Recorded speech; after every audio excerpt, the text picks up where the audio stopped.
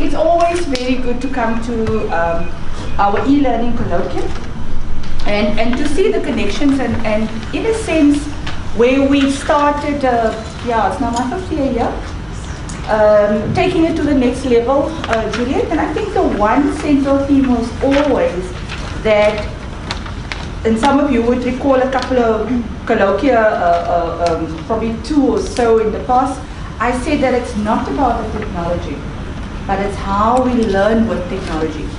How the technology enables us to learn more effectively, and that should be the focus and not just the wonderful features.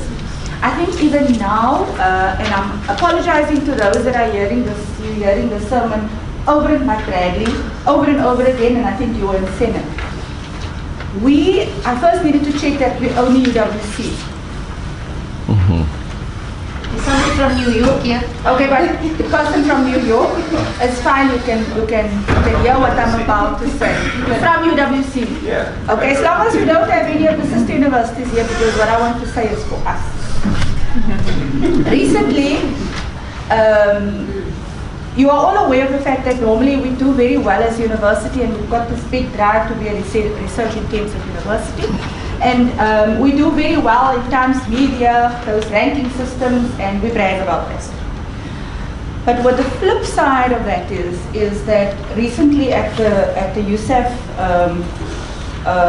University South Africa Higher Education Conference, DHET, or the Department of Higher Education and Training, released the results, the findings of a cohort study, a 10-year longitudinal study that they've done in relation to all 26 universities, looking at throughput rate, looking at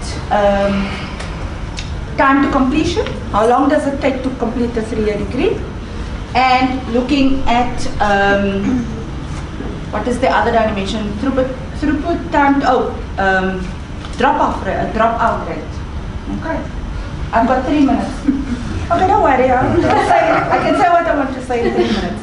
Because it's going to be a call to action for all of you. It doesn't matter if you're in the library, where you find yourself, this is a call to action.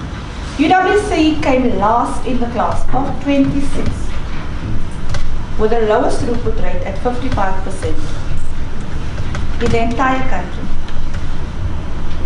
The highest dropout rate, and we came second last in time to completion. So at UWC, on average, for a 3-year degree, our students take 8 years. Okay? Which means that when it comes to tuition income, we get the seats. I don't want to say bums on seats because I don't like that term. We enroll the students. But when it comes to output subsidy, there's basically nothing, because you know that the subsidy only works time to completion is 8+1. So I have been going to every faculty. That's why I apologize to my dear colleagues that have heard this before. I'm giving you the condensed version. To every faculty to say, this is a call for action. Because you have institutional support in various ways. Okay, and I'm not going to mention them all. And I think we've been doing so well to get the blended learning as our default. But now my question would be, and this will be the challenge, next year will be the year of student success. No longer can we teach and think that it's a beautiful pedagogical practice and we tap ourselves on the shoulders and we get the awards. But what happens? In the classroom. So it's a return to good teaching. And when we do it via blended learning as well, it has to be for student success. It cannot be for fancy.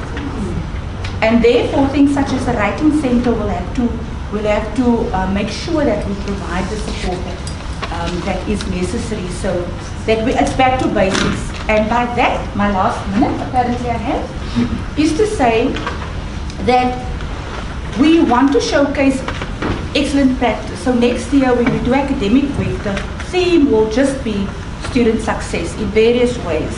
And maybe then instead of having the eColloquium separately and the tutor colloquium separately and the teaching, we put everything in that 1 week and we only focus on student success. So this is a call to action for all of you from where you are sitting, that we have one common goal, and by that I don't mean that we're not research intensive anymore. No, if you're a scholar, you combine your research with your teaching, and it infuses that, and you engage.